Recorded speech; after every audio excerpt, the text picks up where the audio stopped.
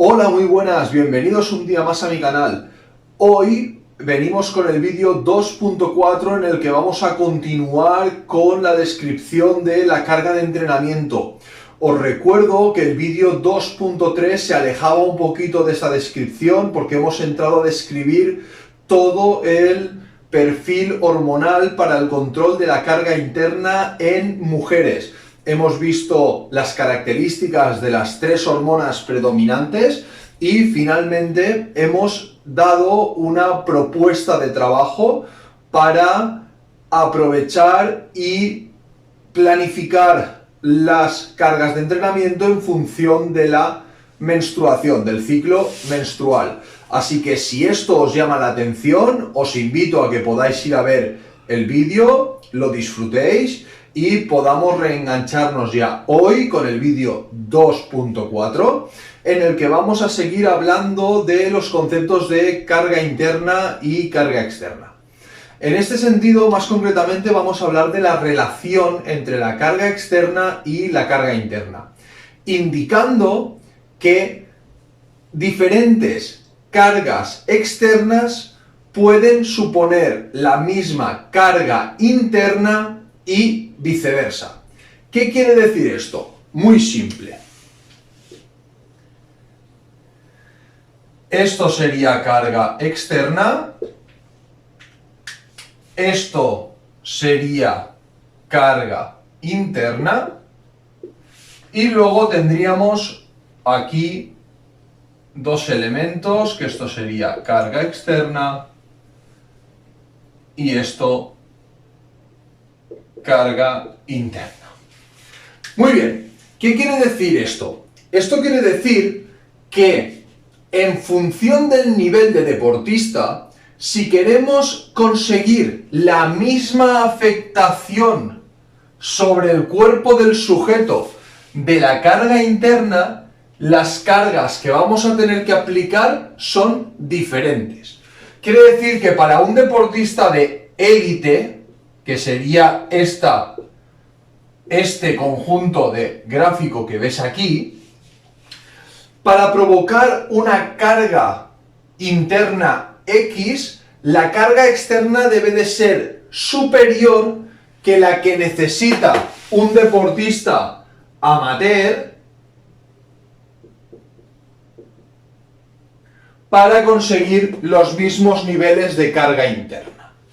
Además, como curiosidad, hay la posibilidad de hacerlo al revés, y es que diferentes cargas internas generen varias cargas externas iguales, aunque eso es complicado de hacer.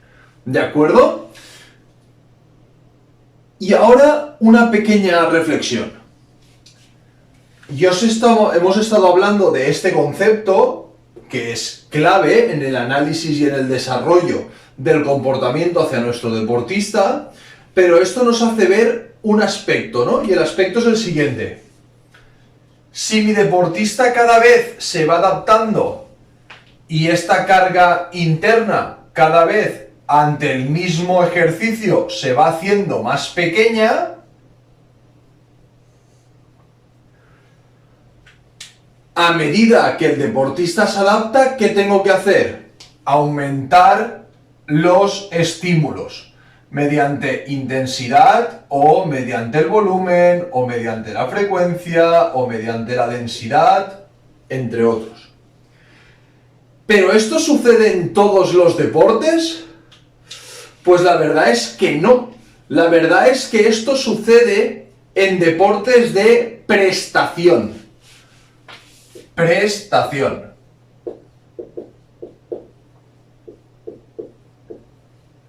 ¿Qué quiere decir? Deportes de prestación son deportes principalmente individuales, como pueden ser el ciclismo, el atletismo, piragüismo, esquí nórdico, ¿de acuerdo? Deportes donde el rendimiento se obtiene de ir más rápido, de mantener una mayor velocidad media, todos esos aspectos.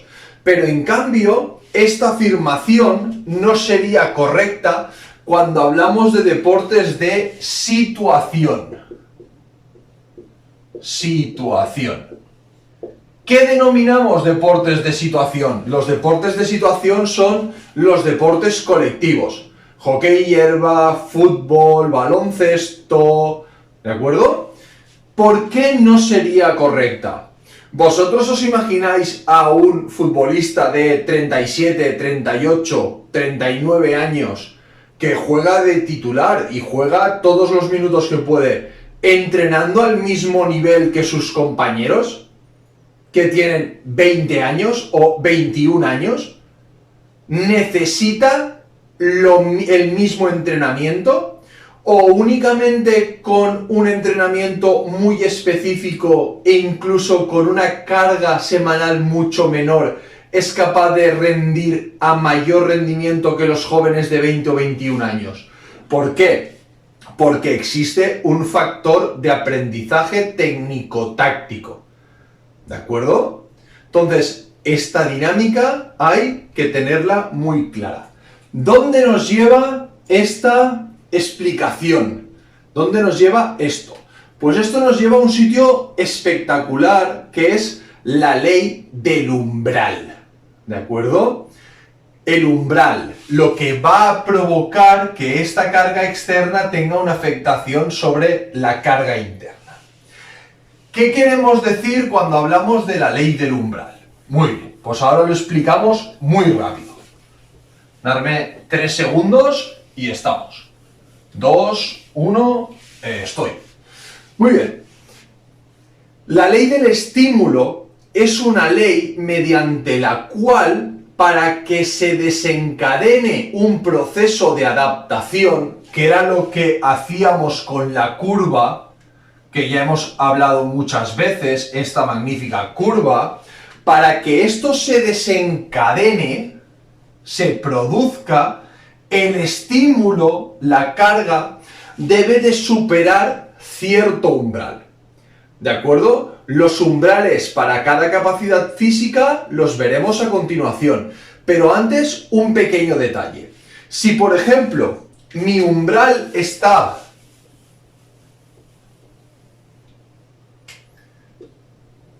a esta altura, pueden pasar 4 cosas. Primera cosa, que el estímulo esté por debajo del umbral, es decir, que el estímulo que yo aplique esté aquí. Este estímulo no va a generar absolutamente ningún tipo de adaptación, no nos va a servir para generar un proceso adaptativo óptimo. ¿Qué más puede pasar? Pues que en vez de estar aquí abajo, esté aquí arriba, ¿vale? Son los que se denominan débiles, ¿vale? Son estímulos superiores al umbral, pero se consideran débiles. Como son débiles, lo único que van a conseguir es mantener el nivel funcional que tengamos, pero nada más. Luego hay un aumento en el nivel y estos los denominamos fuertes. Estos estímulos son los que van a desarrollar nuestro nivel funcional, es decir, son los que queremos a la hora de entrenar, ¿de acuerdo? Son los que nosotros vamos a buscar para conseguir nuestro rendimiento deportivo. Y finalmente existen unos a los que ya os invité a que no participaseis, que son los que están por aquí arriba, que se consideran excesivos. ¿De acuerdo? Estos estímulos lo que van a provocar es un aumento de las lesiones, un aumento del riesgo de lesión y por tanto no van a ser funcionales. Por tanto, si vemos la estructura en 3 escalones, podemos indicar lo siguiente, que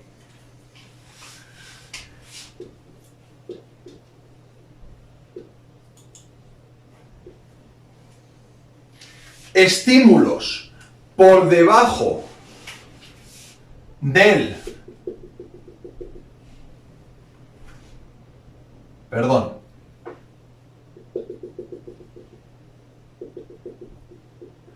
Estímulos débiles por debajo del umbral no van a generar ningún tipo de adaptación.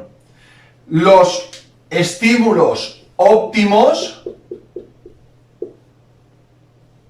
sí que lo van a obtener, van a iniciar un proceso de adaptación con su correspondiente sobrecompensación. Y cuando es excesivo, que pasa el umbral de tolerancia máxima, lo normal que podamos producir es que esto de aquí produzca lesiones. ¿Vale?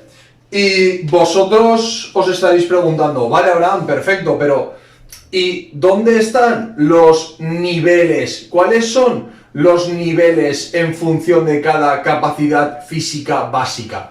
Bueno, pues es extremadamente sencillo. Mirad, si somos capaces de dibujar un umbral,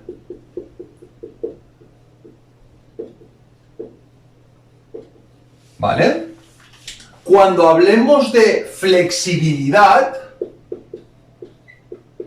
este umbral lo vamos a alcanzar únicamente con la tensión muscular. No nos va a hacer falta nada más. Solo necesitamos tensionar la musculatura. Nada más. Ese es el umbral mínimo a partir del cual empezamos a tener una adaptación muscular. Entonces aquí, tensión muscular. Si hablamos de resistencia, ¿vale? El umbral lo encontraremos entre el 50 y el 60% de la capacidad cardiovascular máxima. Estamos hablando de un factor que todo el mundo conoce como frecuencia cardíaca máxima, que es la frecuencia cardíaca que cada individuo puede alcanzar. Ya hablaremos de las magníficas fórmulas de 220 menos la edad y sus 80 variables y cómo realmente ese tipo de cálculos no reflejan la realidad de todos los deportistas. Pero eso más adelante. Entonces, a nivel de resistencia, 50-60% de la frecuencia cardíaca máxima. Cuando hablamos de velocidad, que no deja de ser otra forma de manifestación de la resistencia, más concretamente la manifestación que nosotros denominaríamos R6, desde el punto de vista de la clasificación de Navarro, no existe velocidad siempre que el estímulo no esté por encima del 90% de la intensidad máxima. Por tanto, para que sea velocidad, tiene que estar entre el 90 y el 100% de la intensidad máxima.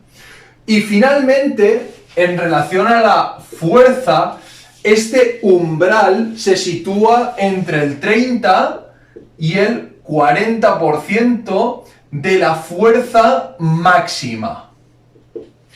Esta fuerza máxima, lógicamente, no va a ser una fuerza máxima que si yo he hecho, por ejemplo, 120 kilos de sentadilla, esa fuerza máxima será para todos mis músculos un 30% de 120.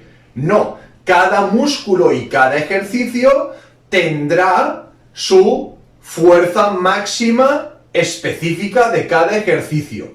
Y eso lo veremos más adelante cuando desarrollemos todo el temario de fuerza. Así que, al igual que hemos hecho en los otros vídeos, y espero que estéis de acuerdo conmigo, Cualquier duda que tengáis, cualquier sugerencia, cualquier aspecto que queráis comentar, por favor, dejadlo en comentarios, trato de contestarlos en la máxima brevedad posible, ¿de acuerdo? Nos vemos en el próximo vídeo. Un saludo.